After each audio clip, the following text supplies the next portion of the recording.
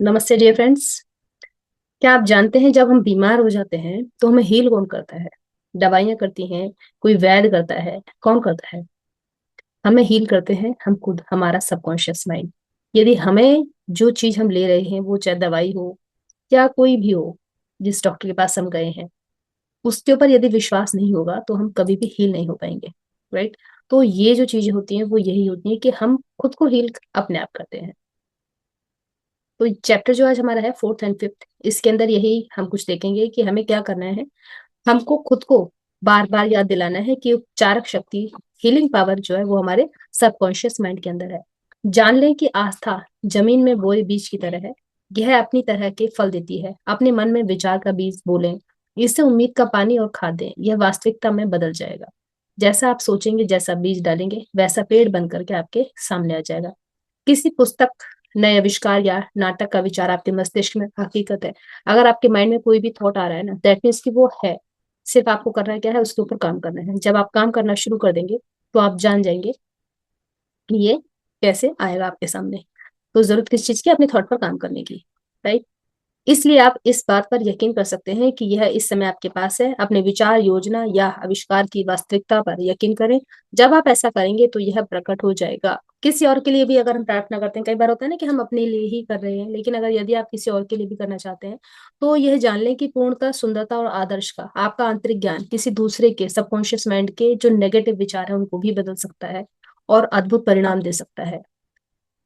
जैसे कि आप धार्मिक स्थलों पर जाते हैं, जिन चमत्कारी उपचारों के बारे में आप सुनते हैं वे कल्पना शक्ति और अंधी आस्था के कारण होते हैं, जो अवचेतन मन पर कार्य करके उपचार शक्ति को मुक्त कर देती हैं। ये कैसे होता है? आप किसी भी चाहे उसमें रिलीजन कोई भी हो जाए, जो जो लोग जिन जिन को भी मानते हैं और जहां जहां वो जाते हैं, उनकी आस्था है उन स्थानों के ऊपर। और उस आस्था, या आप उसे ब्लाइंड फेथ कह लें या आप कुछ भी कह लें, उसकी वजह से वो जो उनके सबकॉन्शियस के बिलीफ सिस्टम बने हुए हैं वो हील हो जाते हैं, वो ठीक हो जाते हैं। सारे जो रोग हैं वो हमारे मस्तिष्क के अंदर ही पैदा होते हैं। कोई भी चीज शरीर पर तब तक प्रकट नहीं होती है जब तक कि उसके अनुरूप मानसिक संरचना ना हो। तो हील भी हम खुद ही कर रहे हैं और बीमार भी हम खुद ही कर रहे हैं अपने आप को। यहाँ पर एक पॉइंट और दिया हुआ है कि सम्मोहन के सुझाव से लगभग हर रोग के लक्षण उत्पन्न किए जा सकते हैं। इससे पता चलता है कि आपके विचार कितने शक्तिशाली हैं। जैसे जो कोई कोई लोग हिप्नोटाइज करते हैं, वो जो भी आपको कमांड करते हैं आप वैसा समझने लग जाते हैं। अगर वो कहेंगे कि तुम्हारे हाथ में खून निकल रहा है, तुम्हारी उंगली टेढ़ी हो रही है, तो तुमको वैसा लगना शुरू हो जाए कि हाँ ऐसा हो रहा है। राइट? तो उपचार की सिर्फ एक ही प्रक्रिया और वह है आस्था।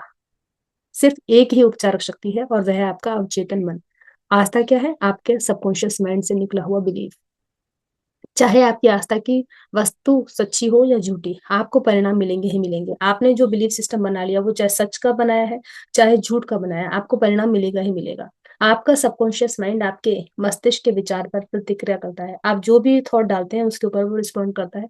आस्था को अपने मस्तिष्क के विचार के रूप में देखें, इतना ही काफी है। तो आस्था क्या है कि जो हमने आस्था ली है या हमने जो अपना बिलीफ सिस्टम बनाया है वो क्या है? एक थॉट है जो आप अपने आप को दे रहे हैं। राइट? अब मान लीजिए कि आपको सही होना है, तब आप पहले ये देखें कि मुझे किस डॉक्टर से मुझे आराम मिलता है, या कौन से धर्म स्थल पे जाकर के मुझे आराम होता है। कौन सी ऐसी चीज है जिससे कि मेरी बॉडी हील होती है। जब आप ये जान लेंगे ना कि हाँ इससे मुझे आराम मिलता है, ये वाली चीज है, तो वो जो आपने सबकॉन्शियस माइंड को अपने निर्देश दोगे वो आपका शरीर का उपचार कर देगा। राइट? अवचेतन मन को अपने आग्रह या इच्छाएं बताने का एक निश्चित योजना बना लें। ये देखें कि आपका सबकॉन्शियस माइंड आपकी कौन सी भाषा को समझता है। इच्छित परिणाम की कल्पना करें और इसकी वास्तविकता को महसूस करें।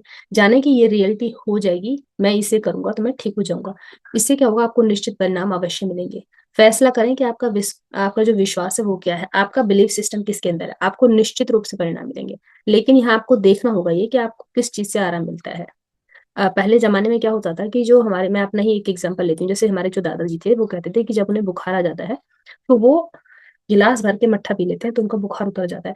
अब उनका बिलीफ सिस्टम ये था कि वो मट्ठा पीने से ठीक हो जाते हैं, और ये हकीकत में होता था। वो मट्ठा पीते थे और वो बिना दवाई के ठीक हो जाते थे। है ना कमाल की बात? तो उनका बिलीफ सिस्टम था ऐसा कि उनको मट्ठा पीने से वो ठीक हो जाते हैं।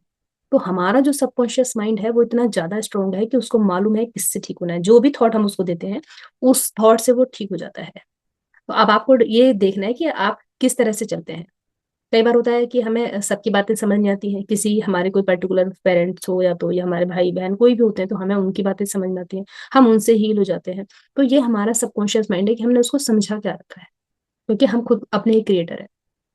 तो आप जान लें कि विश्वास आपके मन का एक विचार है, और आप जो सोचते हैं आप उसकी रचना करते हैं। बीमारी या नुकसान या चोट पहुंचाने वाली किसी चीज में विश्वास करना मूर्खता है।